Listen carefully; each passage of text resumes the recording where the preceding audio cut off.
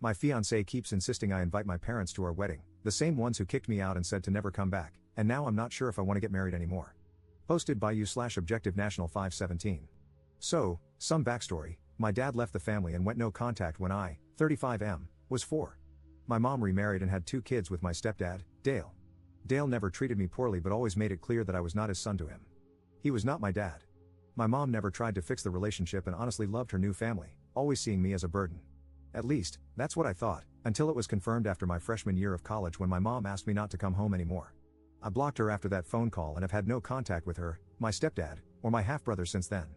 I still speak to my half-sister, 25F, at her insistence, but that's my only contact. It took me a long time to deal with basically being kicked out of my family. I grew to be pretty independent and thought I'd live alone until I met my fiancée, 28F, 4 years ago. We have had a great relationship, and her family welcomed me with open arms. She comes from a pretty typical suburban family, and they are great. Over the years, I've told her about my issues with my family. She has met my sister, and she never pushed for more, that is, until we started planning the wedding. When we started talking about who we would invite, I mentioned friends from college and coworkers, and she kept suggesting that I should invite my parents. At first, I thought she was just trying to gauge if I wanted to. I said I would not be inviting my parents. She said okay, but then brought it up again the next day. I calmly explained how much they hurt me, how growing up feeling unwanted and then having it confirmed at 19 really stunted my mental health. I explained that over the years, I have realized it's their problem, and if they ever want to solve it, they can initiate contact. I am in contact with my sister, and it is clear they are happy pretending I don't exist. It sucks, but it's their problem that they have thrust onto me. I can't be the one to solve it. I thought it had ended, but she brought it up 2 more times. The last time was last night when we were about to start the save the dates, and she said, "Are you sure you don't want to invite your parents?" I feel like I might just invite them on my side, I snapped. I told her we should probably just throw the invitations away because if you can't respect what I've been through, then I don't want to marry you. I then went to our bedroom and fumed for a while. She came in to try to talk to me, and I walked out, grabbed my keys, and left. I came back around 11 p.m. after hanging with friends and slept on the couch. She left for work without a word to me, and I don't know where we stand. Her behavior is unacceptable, but I feel I may have gone too far. What do you all think? Commenter. She's already in contact with your parents. This particular kind of obliviousness doesn't start with asking permission but rather with begging forgiveness. Ops response. I don't think so. I go to dinner or talk with my sister every Thursday night, and she would hint if my mom and Dale wanted to reconcile. They don't. They honestly are happier pretending I don't exist. Update 1 day later. I'm very overwhelmed by the many thoughtful responses. Thank you to everyone who took the time to respond. I thought I would give an update. My fiancé normally gets home around 5:30 p.m., so after I was done working, I worked from home. I waited for her to show up.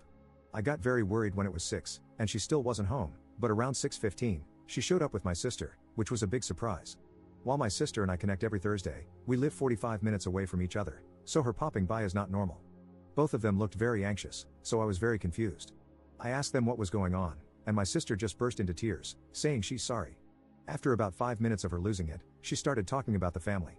Apparently, when she told my mom and Dale that I got engaged, it created a rift between them. Not because they cared about me, but because my half-brother, who is 27, is still living at home, single, with no steady job.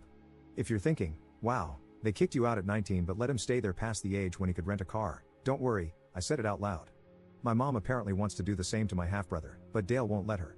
So, they are currently separated, with my mom living with family and refusing to come back until my half-brother is out of the house. For some reason that defies all logic and reason, my sister thinks that getting an invite to my wedding will bring the family together since it was my engagement that caused the rift. At this, I blew up a bit. I told her that my engagement had nothing to do with it, that their awful parenting and poor relationship skills caused it, and not to put that crap on me. She cried even harder, and this time I was not going to console her.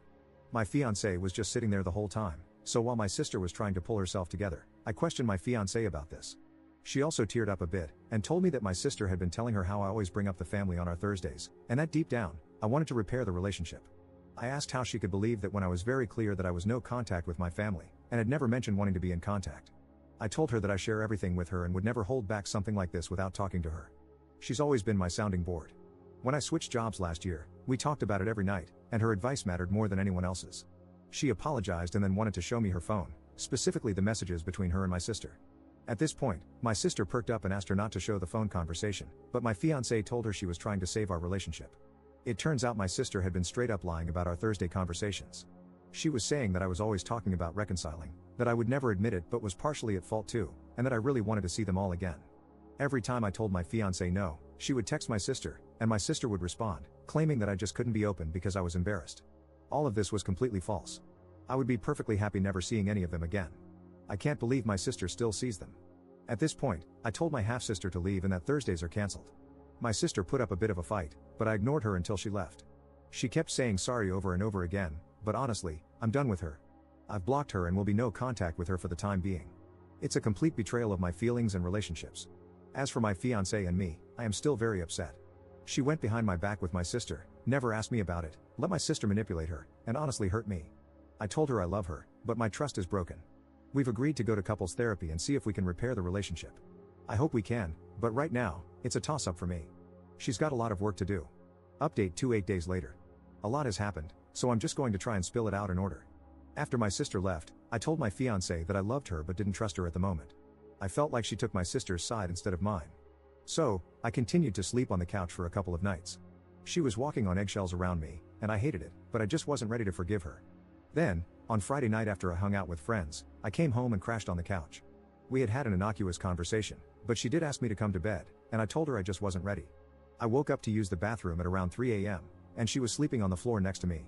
I don't know why exactly, but it touched me deeply, and I cried a little. It meant so much to know that she wanted to be near me, even when I was being unloving.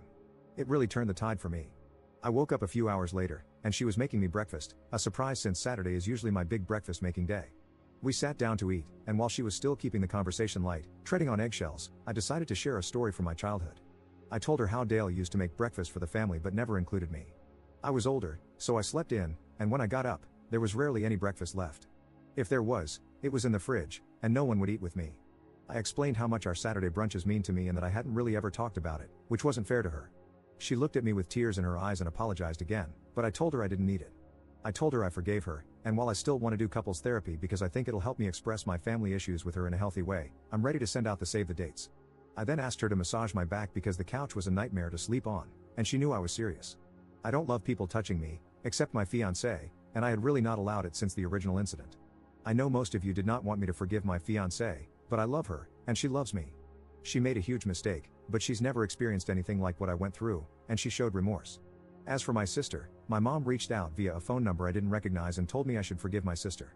I told her to screw off, and that just confirmed my sister really never had a relationship with me at all, because if she knew me, she would know that contact with my mom would only make the situation worse. I then blocked the number. This happened Thursday evening. She tried to come by on Sunday, but my fiancé and I were out. She left a note apologizing, saying she didn't ask our mom to contact me and was sorry that she did. My fiancé wants nothing to do with my sister anymore but left the decision up to me. I told her that my sister was my family, so if she didn't want her there, she wouldn't be there. It was a bit of a jab, for sure, but she took it well and said she didn't want her there. We've been getting back to normal, but it will still take time. I think I might try individual therapy because, as I've been reflecting on everything, I'm starting to realize the family situation might be worse than I've acknowledged, and it might be time to really deal with it. The save the dates were sent out yesterday, and the wedding is still on. I'm not sure if I'll update again, but thank you all for letting me process and vent. Commenter. I don't understand. If eating breakfast on Saturday as a child was so important, why didn't you just get up early and eat with the family? Ops response. It's clear many of you have had terrific relationships with your parents or step-parents, and never had to deal with someone like Dale, who would roll his eyes, look annoyed, and say something like, "Looks like he's ruined daddy-kid time," before looking at his other siblings.